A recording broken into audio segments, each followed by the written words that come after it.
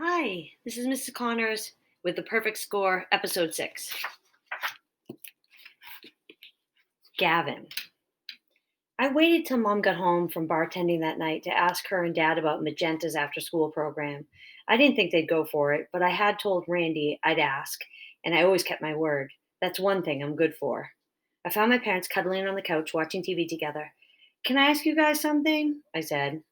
Gavin, my Nino, you're still awake? Mom sat up. It's late. You've got school tomorrow. I know. I'll make it quick. What is it? Dad said. I did my best to explain about Magenta's program. Mom and Dad didn't say anything until I was done, and then they told me I could do it. What? I said. You can do it, they repeated. Talk about being shocked. Their answer made me wish I had asked if I could sign up for football. That was what I really wanted, but that's never going to happen. It cost to join Pop Warner, and that money Mom and Dad had made had to go to other places. Starting in seventh grade, there was a modified school team that you didn't need to pay for, but Mom and Dad both worked such long hours, and I knew there'd be no time for me to play because I'd still have to watch Maggie. Your mother won't be bartending quite as much anymore, Dad explained. So she'll be around to watch your sister, which means you can start doing some of these after school things. But we don't have that. We need that money. Things are finally starting to look better for us, Gavin. Come next fall, you should be able to go out for the modified football team. Really? See, Mom said and sighed. I'm still not crazy about all the concussion stuff I keep hearing in the news, but I can't keep you from playing. That's, oh, not when it's your passion. There was no hiding my excitement. This was the best news I heard in forever. It's like I told you, Dad said. Good things happen to people who work hard. He leaned over and kissed Mom. So do bad things, I thought. Had he forgotten about what had happened? One thing was for sure a high school dropout wasn't smart. I shouldn't talk like that about my old man because he didn't have a choice and had to quit school when his dad got sick and he had to run the family plumbing business. He saved the business, but not his father. Still, you don't run around bragging about your old man when that's his story. I didn't want to end up a nobody like him, but my brain wasn't very good at school. So I was going to shine on the football field if I was going to get my chance. Football was going to take me places. This illustration in the book. I said goodnight to my parents and gave my mother a hug. The future is bright, she whispered. I squeezed her, hoping she was right, then headed off to bed, but I struggled to fall asleep. All I could think about was throwing game winning touchdown passes. I couldn't wait to tell Randy I was going to be able to play football. Then I remembered the other news I had for her. Tell you the truth, I never wanted to join Magenta's program. I only asked about it for Randy. I never expected that. I never expected I'd end up be doing it. Don't get me wrong. It was going to be nice having the day free from Meggie duty, and the art part sounded okay, but there wasn't enough to get me excited. That wasn't enough to get me excited. I left that to Randy. The next day, when I told her my news about football, she was really happy for me, but she was pumped when she found out that I could do Magenta's program. Really? That's awesome, she cried. You owe me one, I said. It won't be that bad, she promised.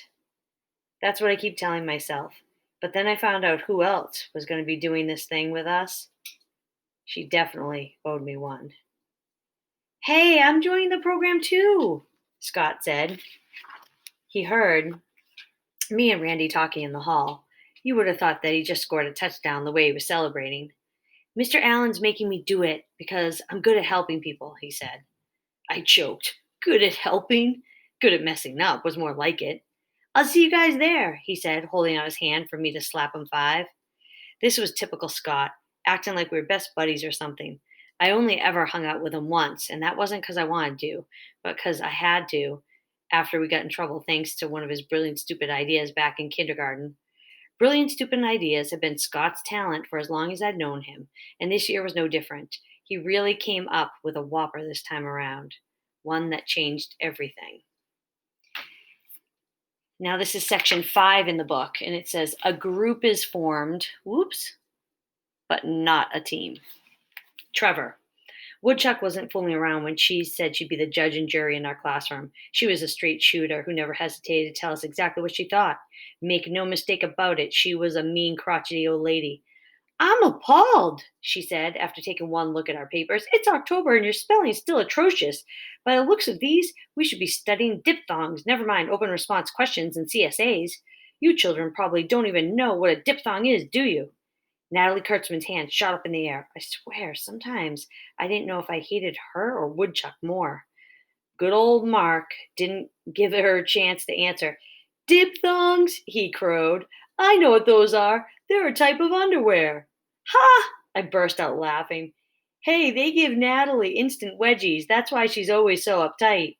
Gavin liked that one. He was snickering now, too. Ugh! Natalie gasped. How dare you! She glared at us. I don't know what she thought she was going to do, but it didn't matter. Woodchuck came to her pet's rescue. I'm glad you find that so funny, Mr. Joseph.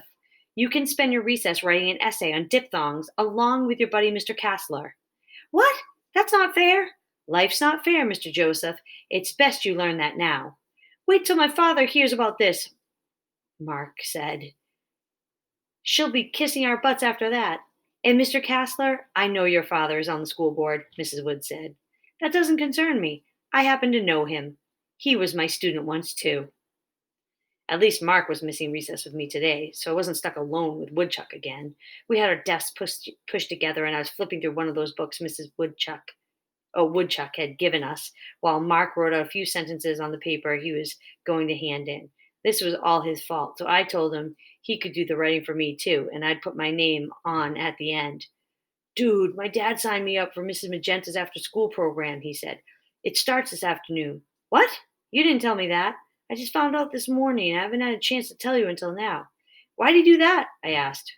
You know how it always looks good for him if I get involved in this stuff. I guess it helps his image and the school as the school board member or something. Wow, that sucks. Have fun with that, bro.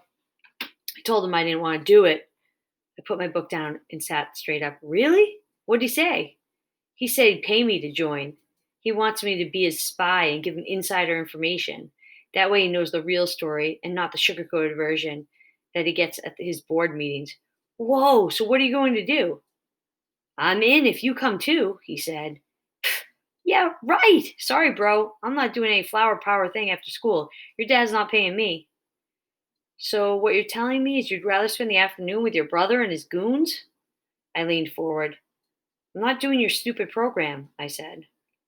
Gentlemen, I'll take your papers now, Woodchuck announced, startling us from behind. What? I wasn't ready. I hadn't signed my name. That idiot Mark had done so much blabbing about his after school thing that I'd forgotten, and he hadn't even written a word on my paper. I see you've managed to produce the same thing again, Mr. Joseph. Nothing. I lost track of time, I said, searching for an excuse. I was going to write something honest. It was a mistake. A mistake, huh? I see. Well, we could talk about mistakes some other time. The good news is that I'm going to let you off the hook for today, but only because I overheard you two talking. Your friend is right, Mr. Joseph. You should join the after school program. I'm sure Mr. Casto's father knows it will be good for you boys, which is the real reason he's pushing it. Besides, I don't recall seeing Mrs. Magenta's name listed on one of the synonyms on your last paper, so I do seem to remember a few others. Consider the program, Mr. Joseph. I didn't say anything because Woodchuck was letting me off easy, but there was no way I was doing that program, especially if she was suggesting it. No way, no how, not ever. Scott. With October came Rachel Livingston's birthday, our first one of the year. Birthday celebrations were my favorite. I didn't get to have a party in school because my birthday was on June 29th, right after school was out. The one time I tried having my party at home, no one could make it. Everyone said they were already too busy with summer plans, and since I wasn't ever asked to any of the other parties, I always looked forward to the ones in the classroom. The moms never failed to bring in cookies or brownies for everyone to share. Rachel's mom showed up with these ginormous vanilla and chocolate frosted cupcakes. They were awesome. Remember your manners and make sure you clean up after yourselves, Mrs. Woods reminded us. Using our manners meant we all waited for Rachel to pass out all the cupcakes before touching ours. Then we sang happy birthday, and then we ate our treats. I devoured mine. They were so yummy. I licked all the crumbs off my desk and chair and the rug under me so Mrs. Woods didn't have to worry about any messes. I thanked Rachel's mom a bunch and told her that she made the best cupcakes in the universe. She liked that. The only people who didn't eat one were Mrs. Woods and Randy. I tried, but Mrs. Woods wouldn't let me have hers. After we were done and had cleaned up, Rachel's mom left and Mrs. Woods moved on with things. But she did that by making an announcement none of us were expecting. "When you get to be my age, you're not much for celebrating birthdays," she said. "So I happen to think that you should take advantage of the opportunity when you're young. So how about it, Miss Livingston? What would you like for your birthday? Free time? No homework?" I ran up and hugged Mrs. Woods. "Sit down, Mr. Mason. It's not your birthday." "I'd like it if you read extra to us," Rachel said. I jumped up and ran over to hug Rachel, but she held out stop sign hands. "Sit down, Mr. Mason. It's not your birthday," Mrs. Wood said. "But it sure feels like it," I exclaimed. Besides birthday parties and recess, Mrs. Wood's reading aloud was the other thing I loved about school. We were almost done with our third book already. After finishing Wonder, Mrs. Woods smelled and read Ungifted by Gordon Corman so we could hear another story with multiple perspectives. And now we were reading Shiloh by Phyllis Reynolds Naylor. Not only was Mrs. Woods the best at reading with expression and different voices, but she knew that the way to enjoy a story was not to open the book once a week or make kids do a gazillion reader response questions or activities, but just to read it. When we ran out of time and she closed Shiloh today, I was sad. But then I remembered the second thing October brought with it, Mrs. Magenta's program. And that was next. I'd been waiting for this day ever since Mr. Allen and I had made our deal. I jumped out and rushed to get my stuff, jammed into my backpack. Not even Mrs. Woods could have slowed me down. Trevor. It really bugged me that Scott was so excited about the stupid flower power program, so I crammed one of Rachel's extra cupcakes into his backpack when he wasn't looking. I hated Woodchuck, and I hated that she was going to think I was listening to her because I wasn't, but I hated going home after school even more. I forged the stupid permission slip, grabbed my stuff, and headed for the art room instead of the bus. I'd get a lift home with Mark after we were done. I was doing this for Mark. Let's leave it at that. Natalie Kurtzman, aspiring lawyer, Kurtzman Law Offices, brief number 8, October, Mrs. Magenta's program commences. Even though the art room wasn't Mrs. Magenta's regular classroom, we assembled there for our first after school meeting. It was a lovely space with beautiful paintings hanging everywhere. Yet, despite the inviting atmosphere, I was already concerned on account of two reasons. First, I got stuck sitting next to Scott Mason. The boy was a colossal mess, so naturally, packing up took him forever. Hence, he was the last one to arrive. "Better late than never," Trevor remarked when Scott finally spilled into the art room. "I couldn't get my bag to zip," he said. "Dude, you're going to be late for your own funeral," Mark jabbed. Dude, like, what were you two even doing here? I felt like saying. But it was true. Scott was late for just about everything. By the time he showed up, the only stool left open was the one next to me. Nobody had bothered to sit in it up to that point. I didn't care. Nobody would have been better than Scott if I weren't if I weren't mature, I would have made a fuss and told him to move away from me, but that wasn't my style. I simply turned back to him. The second item that had me concerned was the obvious absence of any art materials. I thought I signed up for art and community service project, but it appeared we wouldn't be doing any art, at least not today. "Welcome, caring souls and creative spirits," Mrs. Magenta began. "How do you know we have caring souls?" Scott asked, already interrupting her. "Because you've chosen to join this program." "I didn't choose. I'm here as a consequence," he clarified. "Oh," was all Mrs. Magenta managed in response. "But I don't mind being here," Scott said. "I like helping people. This is my first consequence part. Oh, consequence because it's a perfect. This is my consequence because it's a perfect fit for me." His comment prompted a chorus of laughs. We all knew that was a joke. "Good one," Mark said. Mrs. Magenta sighed. I understood. Our spirits couldn't very well fly if this was turned into an after school prison. I began to wonder if there were any other prisoners in our midst we didn't know about. Seriously, what were Trevor and Mark doing here? "Young apprentices," Mrs. Magenta continued, "it's a crying shame that we do not have a library here at Lakeview Middle School. Libraries and books are vital necessities for creativity, dreams, hope, and so much more.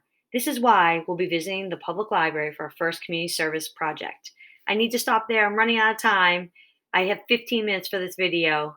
So I'm going to stop and I will read to you in the next episode.